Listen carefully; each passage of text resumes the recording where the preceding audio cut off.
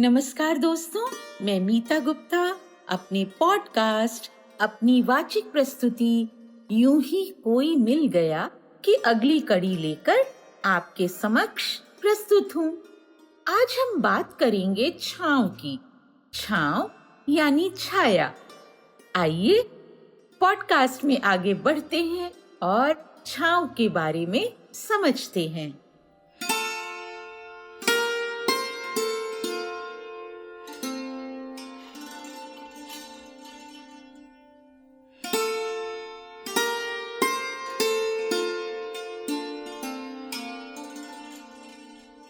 दोस्तों, आज की बात भी एक कहानी से शुरू करती हूँ।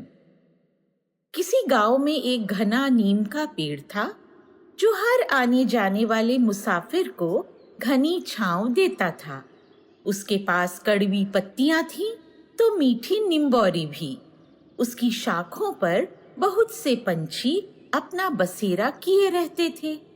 जमीन पर खुद ब खुद उगा यह पेड़ हवा के साथ हंसता और झूमता था और अपनी छाह में बैठने के लिए सबसे आग्रह किया करता था। एक बार की बात है, एक हाथी वहां से गुजरा और जरा देर नीम के पेड़ के पास ठहरा। दोनों में बातें हुई। पेड़ की अपनी भाषा और अपने संकेत थे। हाथी की अपनी भाषा और अपनी आवाज थी। पेड़ एक जगह टिके रहने को अभिशप्त था और हाथी अपनी मन मर्जी का मालिक था। बहरहाल दोनों मित्र बन गए। वे न जाने कैसे एक दूजे की भाषा और संकेत समझते थे। इस तरह वे गहरे मित्र हो गए। एक दिन हाथी ने कहा, मित्र, ऐसा लगता है कि जैसे हमें एक दूजे की आदत हो गई है। नीम मुस्काया, बोला, आदत नहीं, जरूरत है हम एक दूजे की। हाथी बोल पड़ा, नहीं नहीं, जरूरत नहीं हो तुम मेरी, बस एक आदत मात्र हो। अच्छा बताओ, कितनी गहरी दोस्ती है हमारी? नीम बोला, मेरी जड़ें जहां तक जाती हैं वहां तक, और मेरे भीतर जो हरापन बहता है उसमें तुम ही बहते हो। ठीक वैसे तुम्हारे रक्त के साथ मैं तुम्हारे भीतर बहता हूँ। हाथी हंसा।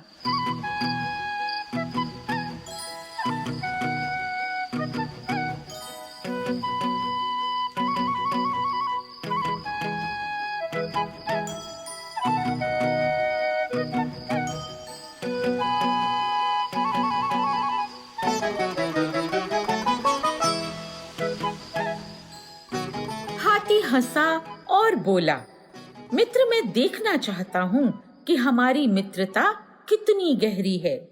जानना चाहता हूँ कि क्या वाकई कोई पेड़ मुझे इतना प्रेम कर सकता है। तुम्हारी बात मैं कैसे मान लूं? मैं बिना तर्क के किसी बात को नहीं मानता। तुम्हारी बातें काल्पनिक भी तो हो सकती हैं। दोनों के बीच बहस हुई और हाथी ने अपने मद में, क्रोध में, रोष में भरकर उस घने पेड़ को एक झटके में जड़ से उखाड़ दिया। पेड़ बेबसी से मुस्काया और धड़ाम से जमीन पर गिरकर मर गया। हाथी ने देखा कि नीम की जड़ें बहुत गहरी थीं और उसमें हरे हरे आंसू बह रहे थे। पेड़ तो मर गया था, लेकिन उसकी पत्तियों का हरापन बहुत दिनों तक बना रहा।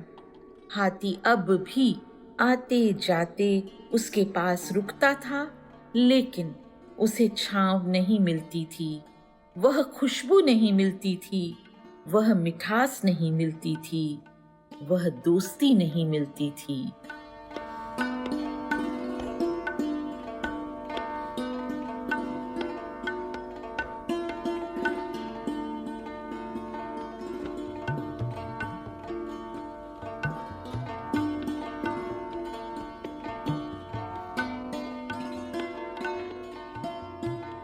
और अब भी वह हाथी जंगल में भटकता है, घने पेड़ पौधे भी उसे खूब मिलते हैं, लेकिन नीम जैसी घनी छांव उसे कहीं नहीं मिलती।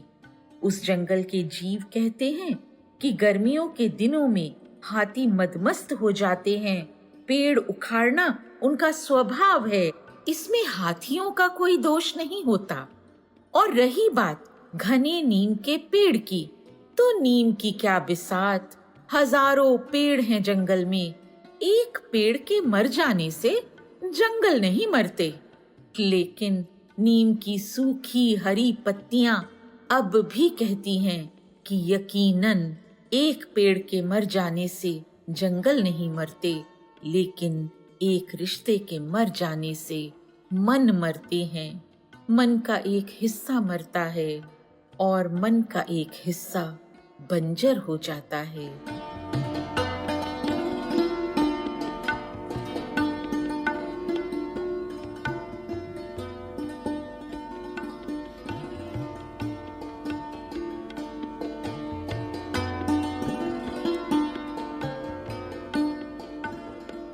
दोस्तों, वैसे तो ये एक कहानी थी। असल जिंदगी में भी तो हम यही करते हैं। रिश्तों की गहराई नापने के लिए उन्हें तोड़ते हैं, मरोड़ते हैं या जड़ से ही उखाड़ डालते हैं।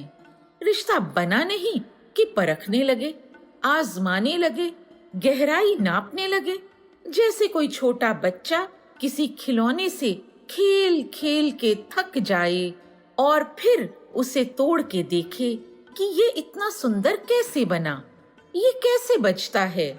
कुछ समझ नहीं आता तो जोर से जमीन पर पटक देता है। खिलौना टूट भी जाए तो नया आ जाता है, लेकिन रिश्ते, जड़ से उखड़ा हुआ पेड़ दोबारा कैसे हरा हो।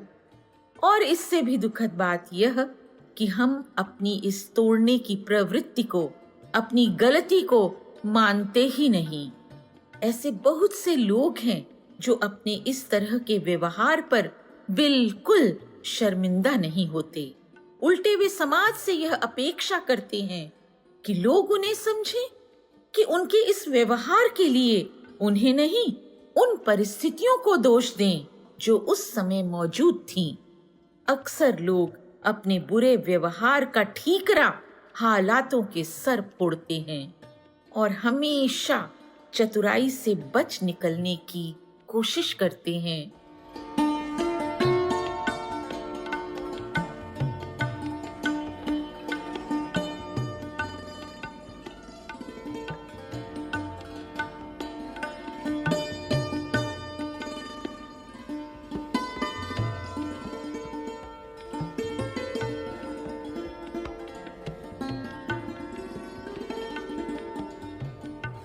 दोस्तों, आखिर यह सोच, यह नजरिया और इसका मनोविज्ञान है क्या?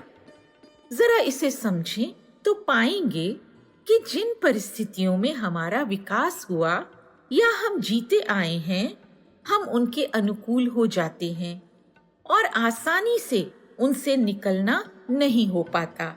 जो लोग खुद को निर्दोष बताते हैं या अपने व्यवहार से, अपनी समझ से, अपनी सोच से खुद को सही साबित करते हैं, वे कभी अपनी किसी गलती के लिए खुद को जिम्मेदार नहीं मानते। उनका तर्क होता है कि जिम्मेदार मैं नहीं, परिस्थितियां हैं, परिवेश हैं, जिनसे मैं संघर्ष कर रहा हूँ, जूझ रहा हूँ।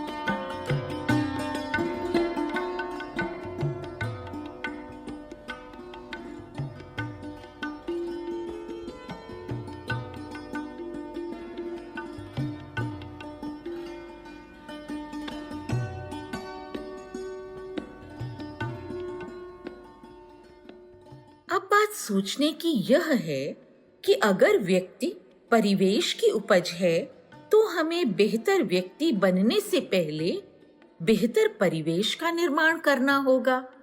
इसी बिंदु से जिम्मेदारी की बात शुरू होती है।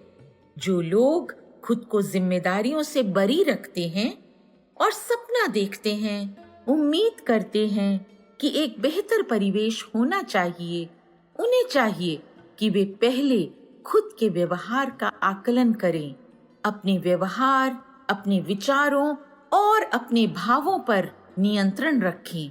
गांधी जी भी तो यही कहा करते थे कि यदि तुम परिवर्तन लाना चाहते हो तो सबसे पहले स्वयं परिवर्तन बनो।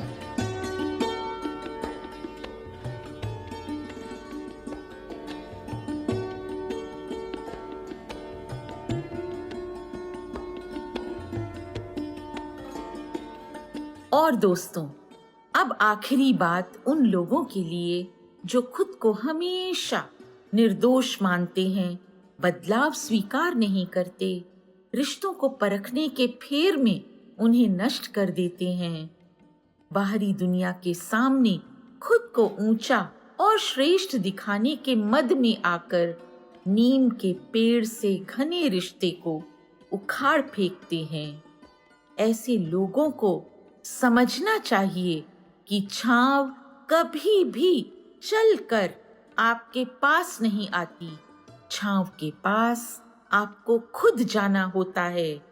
छायादार पेड़ आपके लिए छांव उगाते हैं, खुशबू महकाते हैं, आपकी उदासी को मुस्कान में बदलने का बंदोबस्त करते हैं और आपकी थकन को सुकून में बदलने का हुनर जानते हैं। ऐसे पेड़ या ऐसे रिश्तों को नष्ट करके आप तमाम संभावनाओं को भी नष्ट कर डालते हैं। हम घने पेड़ और गहरे रिश्तों को नष्ट करने के बाद अपनी सुविधा, सुख और जरूरत के बोनसाई उगाने लगते हैं, जिन्हें हम जब तब उपयोग में लाते हैं।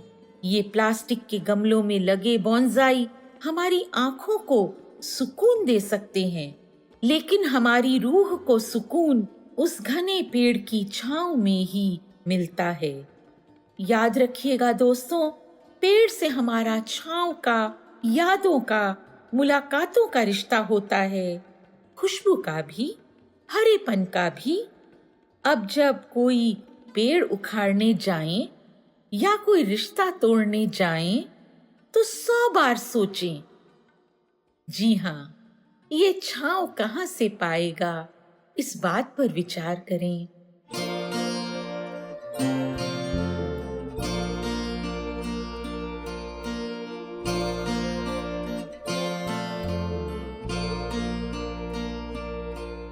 तो दोस्तों, कैसी लगी मेरी आज की प्रस्तुति?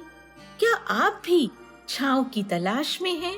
मुझे कमेंट बॉक्स में लिखकर अपने विचारों से अवगत कराइए, अपने विचार साझा कीजिए, मेरे चैनल को सब्सक्राइब कीजिए, इसे शेयर कीजिए और लोगों के बीच इस बात को फैलाइए कि हम सबके जीवन के लिए छांव बेहद जरूरी है, क्योंकि ये हमारी आदत नहीं, ये हमारी जरूरत है।